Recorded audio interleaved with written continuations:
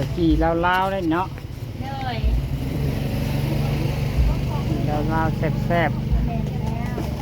เจ้าหนึ่งคนไทยอะไรขึ้นมากันเดี๋ยวมาเลยๆไปตลาดเซโนฟอยเด้เป็นอะไรคนไทยเชียงรายมาไอ้บนลายบันไดเป็นหากระเปิด กำลังขยู่บนลมแม่นละเรียกว่าเข้าตึกกำลังสั่นไปค่ะขายดีอยู่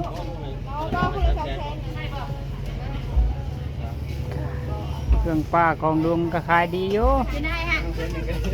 ไอ้นางเงินเก็บปากของลงเลยนะก็มีเซโนไฟนะก็มีคือกันเครื่องป้าของลุงก็ขายดีในบ้านได้ไปขายก็อยู่ตลาดจังหวัดมีคนเซโนไฟตรงคลองอันอุ่นเลยดิเดี๋ยวคนน่ะไปทุนหันลายเธอจะเงี้ยในของเครื่องปลาของลงกับเต็มไปเลยนะคะทดลองขายเนาะ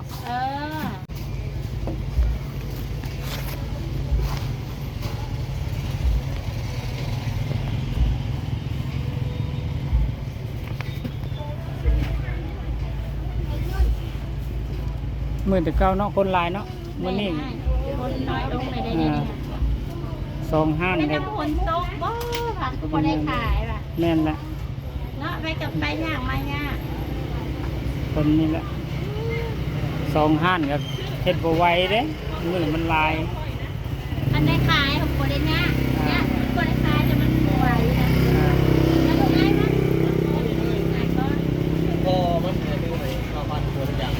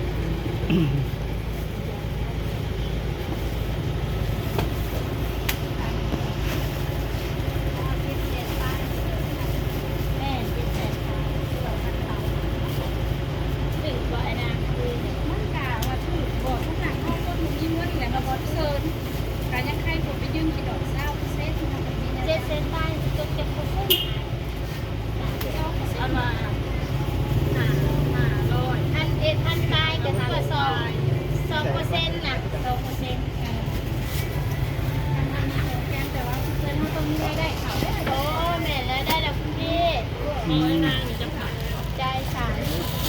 ได้เด้อ